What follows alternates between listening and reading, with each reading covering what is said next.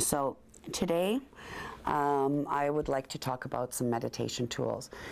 If you can do regular meditation, it's wonderful. If you do yoga, great form of meditation. But sometimes we can't get into that headspace to relax enough to do it, or perhaps in our day we can't find a few minutes or an hour to go to the yoga studio. Hopefully one day we'll be doing maybe this out of a yoga studio. That would be kind of cool. So all you yoga studio owners, pay attention. Okay, so first thing I want to talk about is some of our ways that we can relax. Okay, so I work with a woman here named Lou at the store, and she knits. She knits like crazy. She makes dishcloths. I've seen her do socks. I've seen her do just about anything. Okay, that's her form of relaxation. For me, I'd probably end up tossing this out the door because it wouldn't be very relaxing for me. What's relaxing for you? All meditation really is dumping the stuff in our head, right? So we can have a little bit of a clearer thought with it. So I have a client who's since turned quite a good friend, who we suggested several, well, I guess a couple of years ago, that maybe she should put her doodles into a book. Why? They're just doodles. That was her meditation. This is the outcome of her meditation, okay? Besides being supposed to be a quitting smoking tool for me, I do actually have about 10 books that I go back and forth in, and I color, sometimes for 5 minutes, sometimes for 20 minutes. It depends on the stress level and how much time I have. So coloring has become huge for people, and as we saw by Lisa Schmidt several months ago, she does it even one step further. The artist in her, she does a meditation, or sorry, an art journal. But if we're not going to start an art journal, picking up a simple book like this would be phenomenal. Now, thankfully, I have clients and friends who think that this gardening is very relaxing. I actually do too, until the bugs come out. However, you can spend hours in your garden and lose track of time and dump the stuff again in your head. And what happens then when we're done and we come back into reality, our chaotic thoughts tend to come back to us one by one.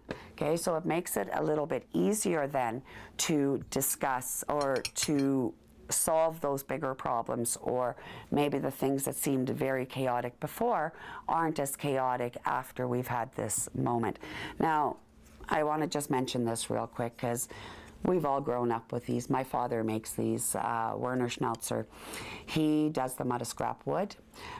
He makes them non-stop. That's his meditation. He goes into his workshop and he will lose all track of time. This is his outcome. But if we notice, all of these things actually have a goal. Beautiful flowers, a sweater, not wanting to, you know, throw this knitting out the window. The coloring would calm me down for that. And then, you know, men can do this too, okay? So it doesn't really matter what the creativity is, what it is. What if you're really good at organizing? That could be meditative for you. Point is, do something for you that gives you that 20 minutes of peace a week, and you'll find that your bigger chaoses won't seem as extreme. But in our busy lifestyle, in our electric lifestyle, in our rushing lifestyle, at some point we need to slow down and breathe. That's all I'm asking you to do with all these things. So I'm going to go on to one other thing here real quick. I've had some clients in the last few months who have lost family members, and of course I feel very bad for them, and I've had to really kick myself in the butt and wonder, why didn't it show up in their cards? I've had to ask my own angels that. There's several reasons for it. One, we're not supposed to know everything. I'm a card reader. My fiance lives with a card reader, and yet we struggle. We have chaos. We have repairs. We can't know. We have death in the family. We can't always see what's coming because we're not supposed to know everything. If we were to know everything, we wouldn't have yin and yang. And if we don't have yin and yang, we have no balance, okay? We have to have good to have evil. We have to have evil to have good, or we wouldn't recognize it. Not that I'm condoning evil, don't get me wrong. But what I'm saying is, it's not always going to show the bad stuff. That's the yin and yang of things. We can't have the good without the bad. If the cards could show me absolutely everything I needed to know, I wouldn't spend winters in 40 below weather no matter how much I love Dryden. I'd be on the beaches of Hawaii doing this for free because I still love what I do. I have clients that come in and they say to me, I don't want to hear anything bad. You can censor me, absolutely, but it's not going to be a very true read then, is it? Okay, because then I'm really just telling you exactly what you want to hear, which is what psychics and clairvoyants are accused of every day.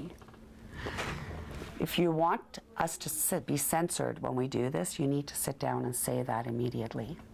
But you have to also know it's very hard for somebody who does what I do for a living to censor oneself because it's not coming from here, it's coming from here. I speak what comes out.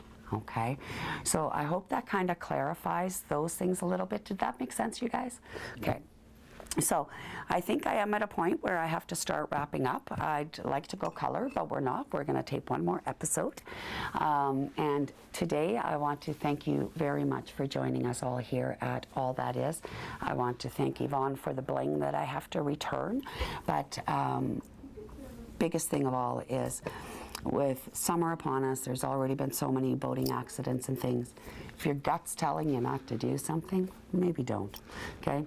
If your gut's telling you to slow down just before you're coming around that island, you know, on Wabigoon Lake or Lake of the Woods, maybe we should just slow down for that turn because we don't know what we're going to see around the corner. Listen to your instinct a little bit closer, and maybe we can, you know, stop something from being as bad as it could be. So, in love and light, I want to thank you until next time.